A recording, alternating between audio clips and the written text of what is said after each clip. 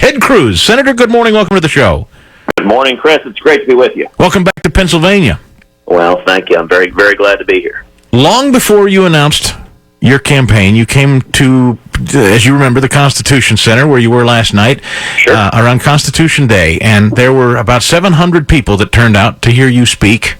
That wasn't long after you'd taken to the Senate floor and delivered your filibuster, tried to stop Obamacare. And I believe that's really what put you on the map. People saw, at least I did, I'll just speak for myself, I saw a guy that said, okay, he's going to buck the system, even his own party, and try to do something about this. So when people say, Senator, what's Ted Cruz done to stop what's going on in Washington, I mean, that's one of the first things I point to, frankly. Well, I think all of us are frustrated with Washington.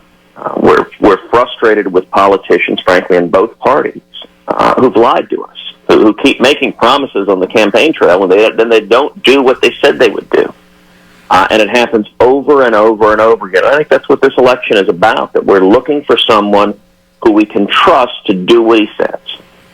This country right now is hurting, and we have got to change the path we're on, and I'm the only candidate in this race on either side that has a proven record over and over again of standing up, taking on not just Democrats, but leaders in my own party and fighting for the working men and women of this country. The people are getting hammered by the disaster that is the Obama-Clinton economy. And, Senator, when you hear people say, well, Ted Cruz doesn't get along with his own party or his own party doesn't get along with him, I'm sorry, I don't mean to sound biased. I guess I just will be. I say good. Isn't that exactly what Republican primary voters want? Well, sure. Look, the reason Washington doesn't like you is because you stand up to them. If somebody is well-liked in Washington, it's because they're going along to get along. Donald Trump has a lot of friends in Washington. Why? Because he's given millions of dollars to Nancy Pelosi, to Harry Reid, to Chuck Schumer, and also to Republican leadership. I mean, he has been the system funding and establishing them. He's never fought them once on anything, ever. The reason the Washington career politicians don't like me is when they want to roll over on Obamacare, I've stood with the American people and said no. When they want to roll over on amnesty, I've stood with the American people and said no. When they get together and say, let's add another trillion and another trillion and another trillion to our debt, let's sell our kids down the river, I've stood with the American people and say no. And, Chris, it's not a lack of civility. I always deal with everyone with respect and civility. Indeed, during the course of this presidential campaign, it's gotten nasty and personal and ugly. I haven't responded in kind. I keep the focus on the issues, but what the Washington politicians hate is someone who actually says, I'm going to do what I told the voters I would do, and we need to stop Obamacare and stop amnesty, and we need to bring back jobs and economic growth so we can pay back this debt and not trap our kids in a future where we sold them down the river. Senator, the delegate process, I'm not going to get into it, but I do want to say, I think that this primary fight, has done one thing that's very positive, no matter where you come down on it, and that is we're all paying attention to the way the system works. Now, sure. I know some people are screaming it's not fair. I don't see that you're doing anything unfair. I understand why people think it's tricky or it's not particularly clear, but it's not unfair. If you don't like it, Senator, what do you say to Republican primary voters who don't like what's going on? Well, look, the facts are straightforward. Prior to last night, Donald Trump had a good night. He won his home state. Everyone expected him to win his home state. Everyone knew he was going to. Prior to last night, over the 3 weeks, there had been 5 states that had voted: Utah, Wisconsin, North Dakota, Colorado, and Wyoming. We won all 5. We won them with landslides. Over 1.3 million people came out and voted in those 5 states, and we won them overwhelmingly. Now, what happened was Donald Trump and all of his supporters and all of his media surrogates were very unhappy that he kept losing. And so they began screaming about voterless elections. It's a very bizarre concept, given that over 1.3 million people voted. And it's all nonsense. It's complete nonsense. What is happening is we're beating Donald Trump in election after election after election. He doesn't like it. He doesn't handle losing very well. And so he cries and he whines, but he also tries to distract. And here's what I think the people of Pennsylvania care about. they care about changing the path we're on. If I'm elected president, my three priorities are jobs, freedom, and security. That's what this election is about.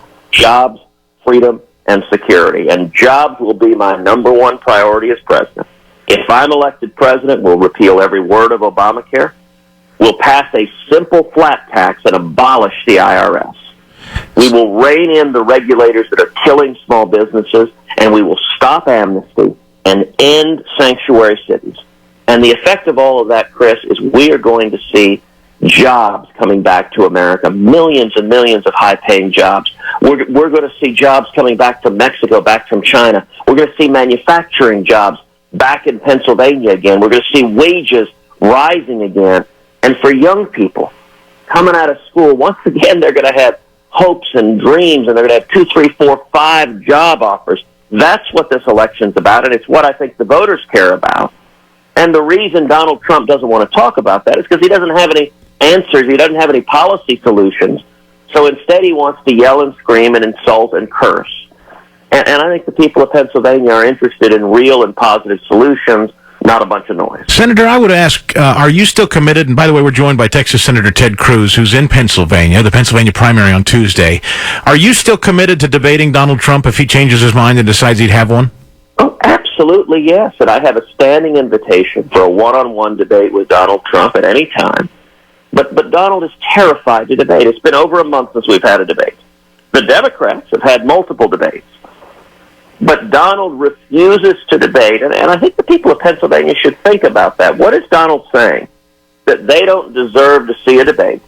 The reason Donald doesn't want to debate is he cannot defend his policy because he doesn't know what he's talking about. When it comes to the economy, he talks about jobs all the time, but when you ask him, okay, Donald, how do we bring jobs back? He has no idea. Well, it's just going to be great again. It's going to be great. I'm reminded of an analogy. If your car is broken down in the driveway, do you want your neighbor to come over and yell and scream and curse at the car? Or do you actually want someone to lift the hood and fix the engine? Donald has no idea where jobs come from. He has no policy proposals. And on foreign policy, his policies are dangerously naive. Just a few weeks ago, he proposed America should withdraw from NATO. He did that the day before the Brussels attacks. NATO was headquartered in Brussels. If America did what Donald suggested, it would be a massive victory for Putin. ISIS would dance in the streets. Likewise, with regard to Israel, Donald Trump's policy on Israel, he says he'll be neutral between Israel and the Palestinians. I think that is an incredibly foolish and naive position. As president, I will not be neutral. I'll stand unapologetically with Israel. But Donald, like Hillary Clinton, by the way, Donald's position on Israel is very similar to Obama's and Hillary Clinton's. They want to be neutral between Israel and the terrorists. In fact, Donald, in some ways, is even worse than Obama and Hillary Clinton on Israel because Donald has proposed reducing the military aid to Israel and making Israel pay for it big time. That's crazy. Yeah, and Senator, could I ask you, because a lot of people have asked me this, and I'd like to hear it from you directly, your path at this point. I was reading in Nate Silver's piece today. He says at this point, mathematically, I think everybody's kind of clear. There's no clear 1237 winner at this point. Where do you see this headed? What's your path to victory? We are headed to a contested convention. At this point, nobody is getting 1237. Donald is going to talk all the time about other folks not getting to 1237. He's not getting there either. None of us are getting to 1237. And we're going to go into Cleveland. I'm going to have a ton of delegates. Donald's going to have a ton of delegates. And it is going to be a battle in Cleveland to see who can earn a majority of the delegates who have been elected by the people. And I'll tell you, Pennsylvania is going to have a powerful voice in that. We are campaigning hard in Pennsylvania. I was in Philly last night. I'm in Hershey today. We're going to be traveling across the state. I would encourage folks who want to come out to one of our rallies, go to our website, tedcruz.org, tedcruz.org. You can get the information. But Pennsylvania is going to have a powerful voice, and we're campaigning hard here in the primary. And not only that, Chris, we're going to campaign hard here in the general and do everything possible to win Pennsylvania in the general. Right now, the polling shows Hillary Clinton clobbers Donald Trump in Pennsylvania.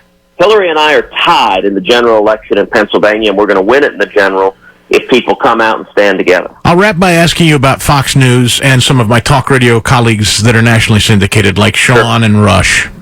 Do you feel they've been unfair to you? I know you're not a whiner. I've not heard you run around shouting people are being unfair, but it is striking to me specifically. I've watched interactions with people like Bill O'Reilly and Sean Hannity on Fox. They seem very clearly, I think, hostile toward you or sympathetic to Trump, which is fine. I just wish they'd be honest about it is all.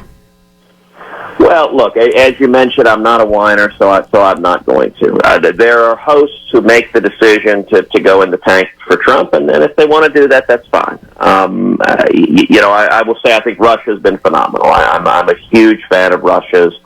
Mark Levin and Glenn Beck have been incredible. But listen, every host has a responsibility to their audience, and if they're a conservative, they have a responsibility to their principles. And I'm not going to engage in a sort of battle of personalities. What I am going to do is what I've done from day one. Focus on substance and the issues. I'll tell you, if you're a conservative, well, actually, Rush has said, if you're a conservative, the only choice is Cruz. That's what Rush has observed. If you're not a conservative, it's a different issue. But for anyone who's a conservative, my record versus Donald Trump is night and day. And let me make a point to your listeners, Chris. What we're seeing in Pennsylvania and across the country is Republicans uniting and coming together. Of the 17 candidates who started this race, 5 have endorsed our campaign. Rick Perry, Lindsey Graham, Jeb Bush, Scott Walker, and Carly Fiorina. The reason Republicans are uniting is because we have got to win. And if Donald Trump is the nominee, it elects Hillary Clinton. Every vote for Donald Trump is a vote for Hillary Clinton. You might as well put a Hillary sticker on your car because Hillary wins by double digits against Donald Trump. I beat Hillary in the election, and that's why Republicans are coming together. Senator, are uniting behind a positive, optimistic, conservative message to bring back jobs and economic growth, to defend the Constitution and Bill of Rights, and to keep America safe and defeat radical Islamic terrorism. I'll let you run, but I do want you to know that Kenny from the Wilmington area says he's a distant cousin of yours, and apparently you have a lot of distant relative, kind of a Cruz family clatch tie there in Wilmington. People listening this morning that can hear us.